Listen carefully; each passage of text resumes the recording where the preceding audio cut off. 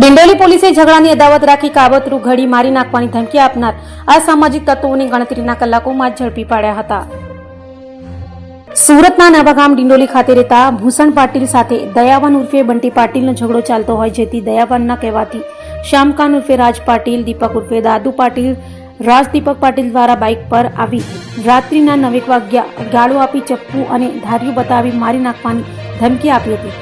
જે મામલે Surat police commissioner Anupamsinh Gehlot, અધિક પોલીસ કમિશનર બગડિયા, નાયબ પોલીસ કમિશનર રાજેશ પરમાર સહિતનાઓની સૂચનાને લઈ PIPL વાઘેલાની ટીમ પેટ્રોલિંગમાં હતી.